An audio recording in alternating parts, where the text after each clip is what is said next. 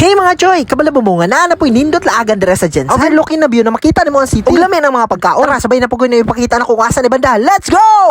Karon mga choy, nindot daw kaya ang view diri. Bago ta magtuo at tuan sa ginato. Mao ganing naising na. To believe is to see. Pero pag sulod gyud namo diri mga choy. Mo gid mo bungad sa imo ang art nila. Kaya dito sa Metro G Hotel. Nindot yung kaya lang roof deck diri mga choy. Mo din yung ginatawag na Sunset Bar. Makita gyud nimo city lights diri sa Jensen mga choy. Nanapon sila mga krungas tambutan. Nindot mo kay ilang bar diri mga choy no kay makita gyud nimo kung sa kanindot ang Jensen. Kung gusto bagag mga wine diri mga choy, naabon ni sila. Nindot kay hagadon imo mga barkada, pamilya para magtambay lang diri. Syempre magsakas sa taas. Kay napon sila wine bar.